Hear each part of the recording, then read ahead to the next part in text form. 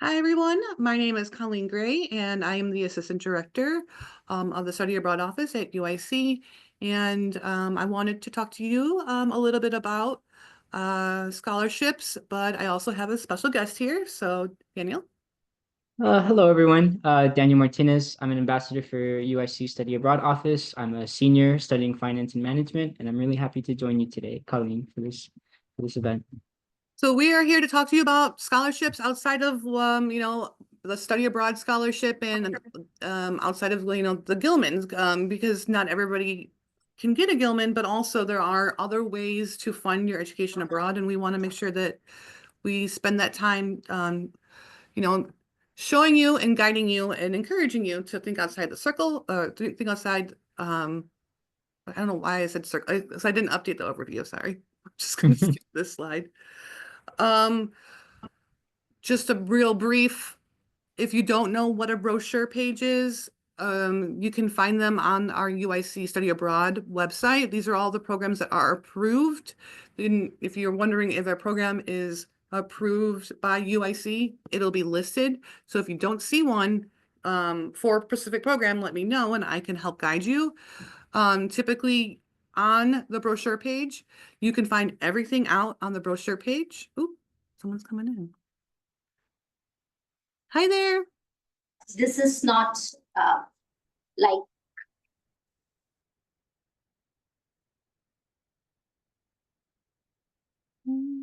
Not what? Scholarship?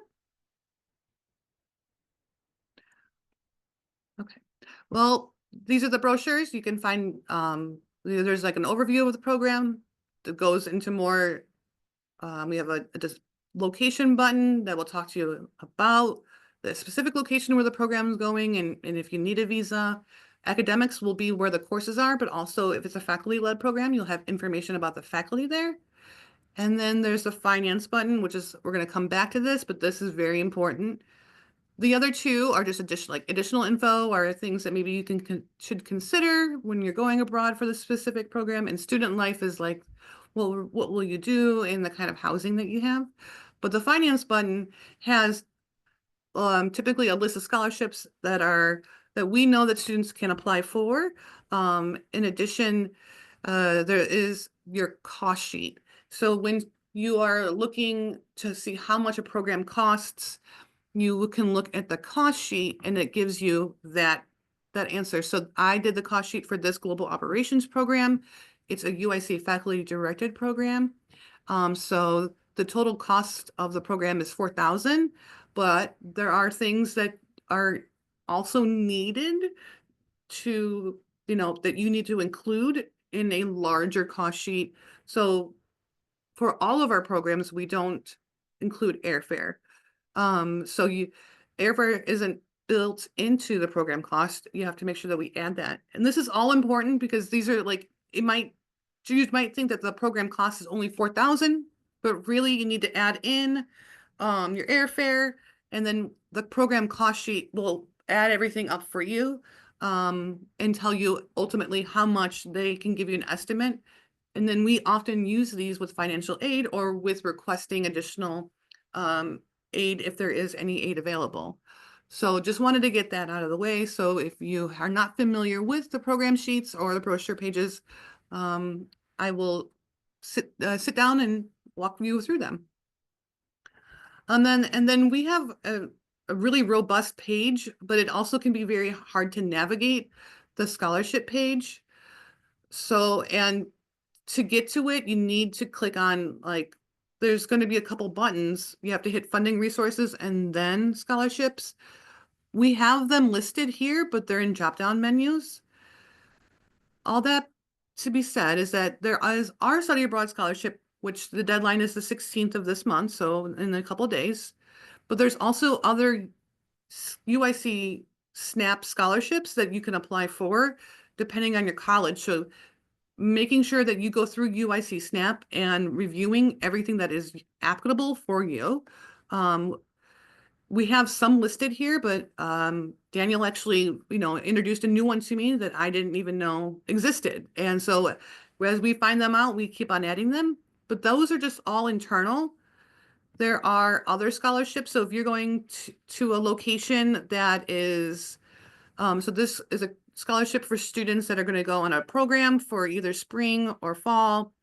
And I believe you need to be either the requirements that you can be either a grad or undergrad, but you have to be going to a non-traditional location. So if you're going to Europe, you won't be considered, but you will be considered for the scholarship if you go to Asia, Latin America, and Africa. So again, different ways that you can, if you're thinking about studying abroad and trying to afford studying abroad, sometimes going outside of a traditional location, the prices of the total like program will be reduced. So program prices maybe in Madrid will be more expensive than say a program in Buenos Aires.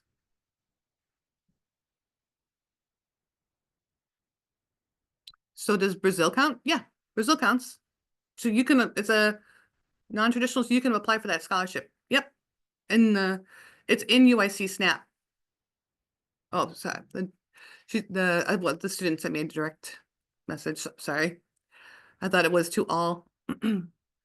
Then we also, if you're going to be applying for certain programs like that have outside of faculty directed, so if you're going to go on a program, say with, the University of Minnesota, or we have programs with these different organizations that we partner with, and they give students automatic scholarships. So they have their own scholarships. So if you went on a CEA CAPRA program, which is the acronym is just, the company name, and you're going to go to Prague, you can apply for the scholarships through that organization.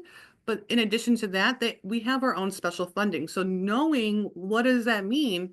Well, there's certain discounts that UIC students get for certain programs purely based off being a UIC student, because UIC has as a minority serving institution. So typically these program partners provide us with a discount. So UICs get an automatic discount if you're doing a semester abroad.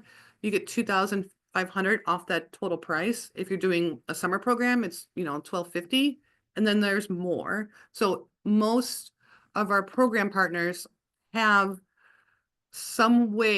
added or negotiated different kinds of unique relationships where you're going to get an automatic discount. And then further into here, there's national scholarships.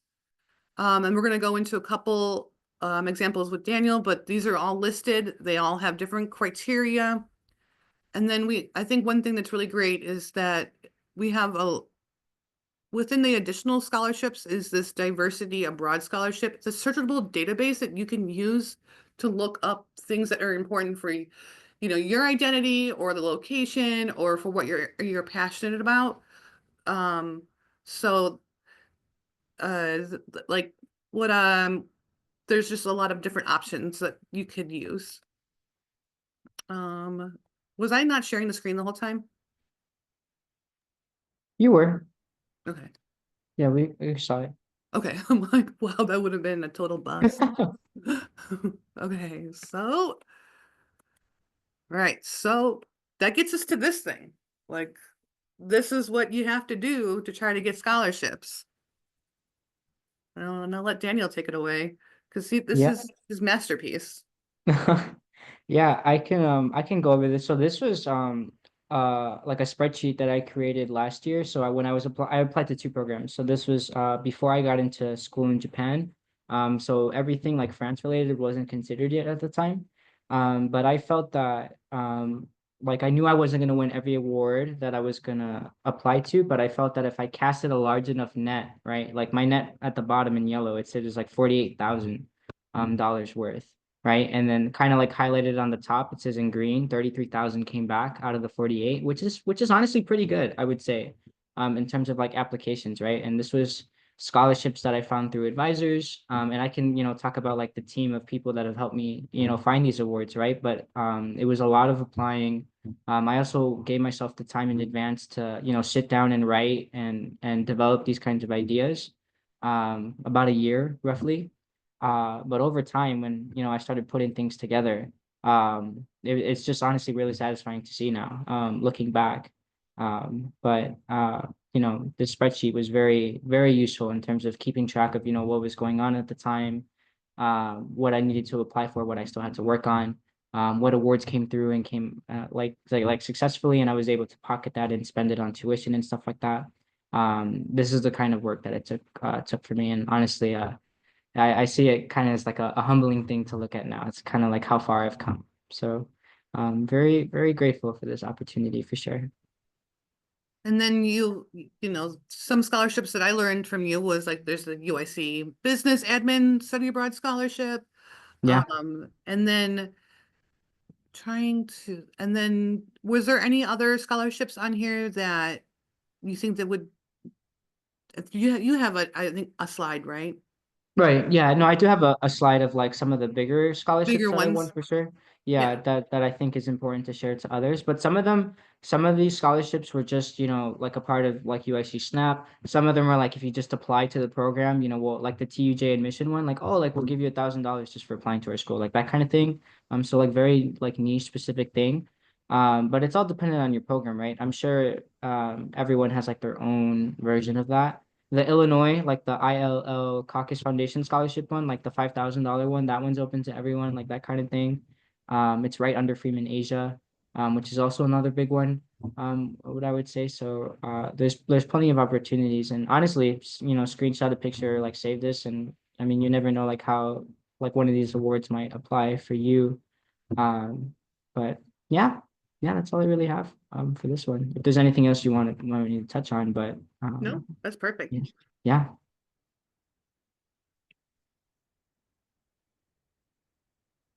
So, yeah, a little bit more about you and your experiences. Yeah, so just yeah, absolutely. You're welcome. But just kind of like a little bit of background of who I am and why I encourage you like to listen to what I have to say. I am a student as well at UIC in my last year of college, but basically all of 2024, I had the chance to go abroad. In the spring last year, I was in Japan at Temple University, kind of like an art school. And then this past fall, I was in France, Paris at a business school. So basically 4 months in each area. I managed to fund both programs completely off of scholarship and internship alone. I didn't have to, take out a loan or anything like that, which I'm not discouraging you to do, but if that's an option, please take it. But I just managed to find plenty of opportunities to the point where I got paid to leave and do these kinds of things.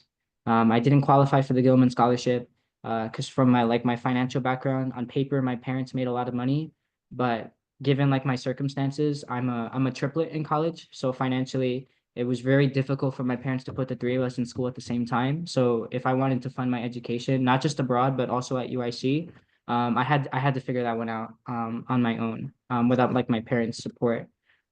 So I just wanted to show like people that it's possible to do these kinds of things even if you don't have like the best hand at the beginning of school. So these are like on the right, like these are just a couple of pictures of like my experience of people that I got to meet and some things that I got to see as well from both areas. But we can move on to the next slide. It's a brief intro of who I am. Yeah, so honestly, the biggest thing that I want to point out here is like my team. I on paper, I was the one who went abroad to school on my own in these different countries, but it was basically impossible for me to do this alone, right? Like in terms of scholarship opportunities, finding internship programs to help fund this, to talk to advisors or professors or mentors or family members. It took a lot of people to help me get to where I am. And basically this slide is the organizations or family or advisors or friends or I mean, you name it. I hope this is like for you to understand like a holistic view of, what it takes to do these kinds of things. Because I feel for most students, it's intimidating. Not even just applying for awards abroad or trying to make these things happen, but just going through life in general. You don't have to do it alone. And I hope that this slide is proof of that, of my personal story, right? And whatever that may look like for you, right? It might be different people or different programs, but I just wanted to encourage all of you that it's important to lean on other people and share what you're going through because honestly, you can do anything with a group of people like this. behind you, and I'm grateful for all of them. There's a story attached to each of every one of these people on this picture. But yeah, that's a little background, right? And I'll get into more depth about who they are in a bit. Yeah, Might have moved this. awesome. Well, good. Oh yeah. Mhm. Yeah, no, that's perfect. So this is these are a couple of the larger scholarships that I won that are applicable to other students. This isn't just exclusive to like a business student. So for example, the largest award that I've ever won was $60,000. It was the top left one, the CME Group Foundation Scholarship. They divide it into $20,000 every year. So you'll get about 10 grand each semester. If it's based on financial need, right? So if you only need $5,000, they're only going to give you the five. But it's up to 10, and I needed the full amount. So I was awarded the full 20 for the rest of my college career. But that's a big one. That one's open to business, STEM, IT, like a lot of like more technical backgrounds for students. The application opens up in 3 days. So pretty soon. You have until I believe April to apply for it. It's like 2 essays, a brief background and personal statement about like who you are, what are your educational goals, and how this award can help you. It's honestly a game changer. And from a financial perspective, if this is an opportunity that you're looking for, I highly recommend this one. The announcement for like who wins the award will be announced in like June, end of June, early July, and then it'll immediately process to your account in the fall of the next academic year. But this is a good one. I really love this one a lot. But that's that one. Haku on the bottom, Hispanic Association's College University Scholarship.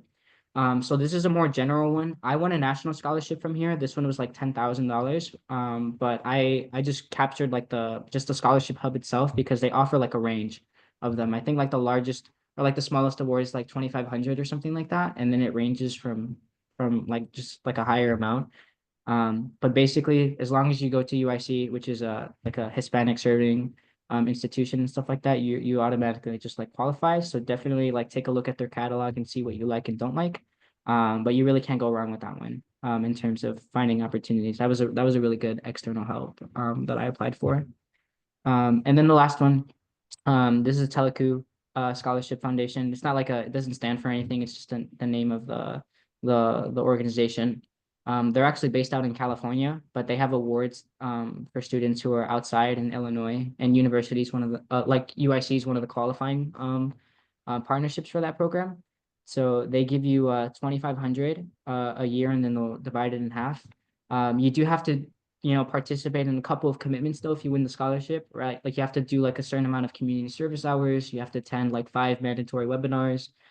You get an advisor who would help you with like career advice, building your resume, any sort of like advising, finding other scholarship opportunities, professional development. Like there's a lot of doors open up for me when I joined that program. And also the financial incentive is always nice, right? But that's also a really good one too. Even well after that you graduate, right? Like that connection will always stick around for you, for sure. So it's those are some of the highlights of like the scholarships I applied for. Not all of them, but these are, if you had to apply to any of them, these are the ones that I recommend for sure. And I guess what's important I guess what I gathered from this is these are not necessarily scholarships just to study abroad. They're scholarships, and you were able to use them while you were abroad, but also use them for your general education. Right. So it's transferable. So you can you want to use it for abroad, you can use it for abroad. And if you want to use it just for school, you can do that too. So it's kind of like the best of both worlds. So I would say. casting a wide net, knowing that as long as, because you will be an enrolled student, we'll have you enrolled in courses when you do your program. Right. Yeah. Do you have anything else that you wanted to say before? From this one, no. I think that's okay unless there's any questions. Yeah, but- yeah, let's go to, do you have any questions? I know that she can only chat. I didn't see any in the chat. So I'm looking. That's okay. Yep. Um, And then, like building off of, so are there still scholarships that need a certain GPA? And there are some, and they'll be very upfront with it, but there are a lot of scholarships that don't. And I think our students often get concerned about what do they mean by a certain GPA? I know that when I look at a lot of scholarship apps, they'll say 2.5 is usually, but they're, oh yeah, a 3.4 is, yeah, is It's is more than just competitive. okay. Yeah, I would say that you don't have a low GPA, you have a very high GPA, That's great. and you should should see that as a like that's a crown jewel that you can add to your, what you're doing and for your scholarships, and always refer to it when you're applying, because it shows that you are building credits, you're taking those classes and you're taking them successfully and moving forward with your degree. So yeah, I think our students, because like I think the honors college, I think starts at think it's 3.0, but the honors college, if you're not part of that, they also have a lot of funding as well. So they do have their own requirements, but that's another avenue to think about too. Just if because that is 3.4 is an honors college GPA. And you would qualify for all of these scholarships, the nationally competitive scholarships. There are scholarships that can give you a lot of money, but there might be some little setbacks. So I know for like the Bourne Awards, the it's a scholarship through the Department of State. They can give you up to 25,000, but you will owe 2 years of time. So you might do that, whether that's in volunteering or you might be required to teach. So if you are looking to be maybe an academic, that would be a scholarship that I would encourage you to apply for. But then there's also the Freeman Asian scholarship, which can gives you up to 7,000 to go to East and Southeast Asia. There's not so many constraints, and you don't owe anybody anything. And then there's like Fund for Education Abroad. They'll give you up to, sometimes depending on how much you need, up to 10,000. But there's all of those other scholarships that I showed you in our database, but then you can also just go beyond that too. Okay, so those are just some. So we're just trying to get you interested into scholarships. We can also give you tips on how to apply as well. And this will help you. So you might not be able to watch us right now, but I can share this recording with you, and you can look at it later. But giving you tips on how to apply, and things that you should use. So one thing is that if you don't apply, you're not going to get any money. So if you count yourself out, you won't get anything. So you can't win. If you can't bet big, you're not going to win. And I can tell you that from our experiences with scholarships throughout UIC, a lot of funding goes unsent, unused because students are not finishing their applications. So take the time to see how long it will take you. So my scholarship might take you an hour at the most to complete. Most of it is just, entering your own information. But then making sure you give yourself time to submit it on time. But if you don't, then that's an automatic like $1,000 that you could have had, but now you won't. And then apply to more than one. So I think we learned that from Daniel's list of multiple scholarships, is that there's more than one. You need to make sure that you consider tiny little pots of money versus trying to get all of your money from one location. And then the non-traditional locations, there are more scholarship money available with like program partners to places that are considered non-traditional, so outside of Europe. And then there's also less students going to those areas as well. So when you are applying for larger scholarships, there might only be your one app that's going to Vietnam, versus, the 3,000 that are going to be going to the same program in Spain. Not saying that you should not go to Spain, but just kind of giving you different ideas. And then always utilize the resources that we have on campus. So we have a writing center that you can use and provide feedback. They will review, edit everything they do online. They also have Zoom sessions. And then you can also use our office because we're here to help you review your scholarships as well. And then, oh, wait, this is yours. Yeah. And also just to go over a couple of tips and honestly lessons that I've learned from applying to like the handful of scholarships that I did. One, the biggest thing in terms of like sourcing your applications or just finding them in the first place, um, I I couldn't do it on my own, right? I had to talk to like Lattice, ACE, the study abroad office. I talked to advisors and professors. I let them know what was like my financial situation.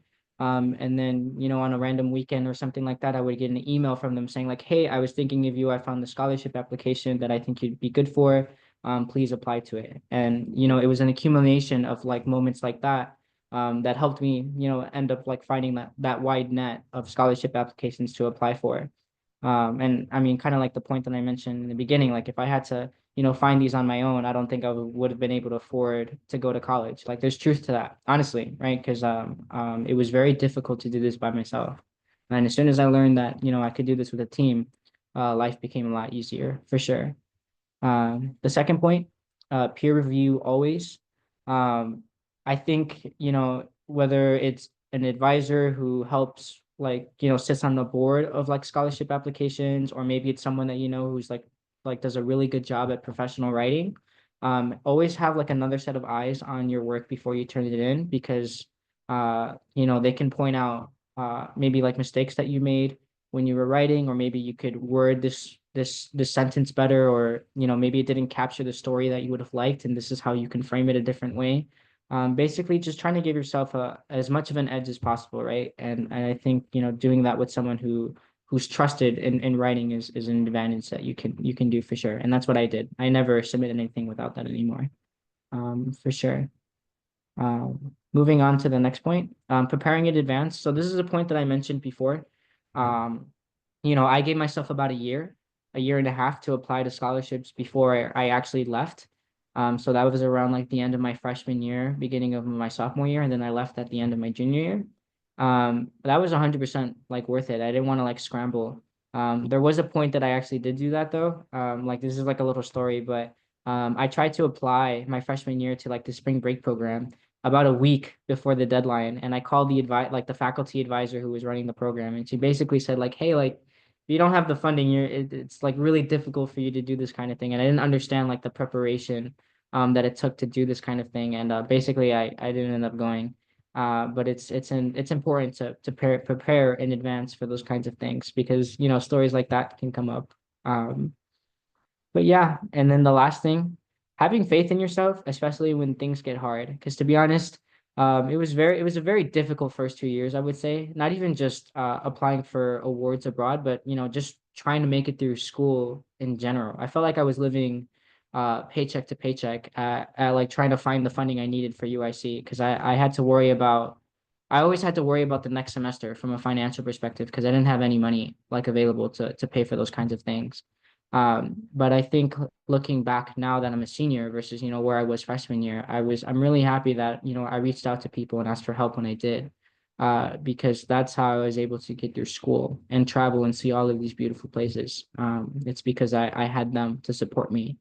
I did lose a lot of awards, and that did hurt, but you know, as soon as I gained the necessary skills to be like more productive in my writing, I basically just pushed myself to a point where I couldn't afford to lose, right? Because I've had all these experiences. I became that much more wiser, and super competitive. And I mean, it showed, right? I got to do these things for free now, and I get paid to go to school. So it's things can turn around, and I'm grateful for it. But that a lot of that had to do with faith, for sure. Yeah. And I think like building off of that too, like faith is, it's also like you're worth it, you know? You're worth being able to have the opportunity to be funded to go to school, and you're worth having the opportunity to study abroad. And we in our office are 100% bought in and trying to make sure that you will have that opportunity. So never feel like you should not reach out to anybody in our office or the writing center or even a friend, because you wanting like, you know, exploring what you want to do next, you know, just saying it verbally is like the first step, and then making your dreams come true of trying to actually do it. But like Daniel said, like people will, if you tell more people, they're gonna be like, oh, I thought about this and I thought about this, and they'll send you things. That's where we talk about like the family and how those units come together to help, you know, you succeed.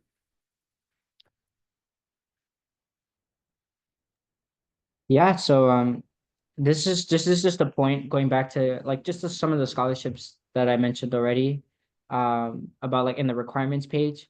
But just to go in depth about like some of the resources that I used and how they can maybe benefit you or not, but this is how they help me.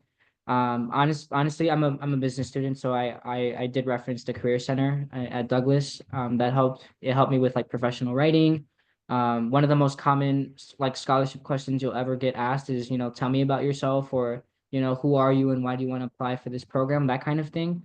That's also like a super common thing that you'll see in a job interview in like a corporate setting and stuff like that. So I felt like being able to answer that question and tailor it depending on your program was super important. And I think the career office here does a really good job at preparing you for that. They do like fake like preparation or mock interviews and stuff like that to help you with that kind of thing. They'll also help you with writing, professional development. A lot of these things transfer over nicely to applications for awards or even jobs. So I think that's a good one. Lattes, I talk to them a lot. They're like a Latin American recruitment center and the student services building. They help me a lot with like finding awards and also just professional writing. And then of course I could not mention ACE. Like I do have to mention them. I worked for them and they were like a crucial part in my development here at UIC before I left abroad, but they did help me find scholarship awards. And they also helped me review some of the applications that I was submitting because some of the people that I knew were sitting on boards for different awards, but they had like the experience to point out, like, did I answer the question correctly? Is this what someone might look for? Like those kinds of things. Absolutely. That's it's incredible. Once you start really thinking about the level of contact that you might have on campus and how you can use that to your advantage. I think we only have, I think, a couple more. I think that's just this slide, and I think I might skip the next slide because it's a little bit too detailed, but I wanted to at least address like writing a personal statement.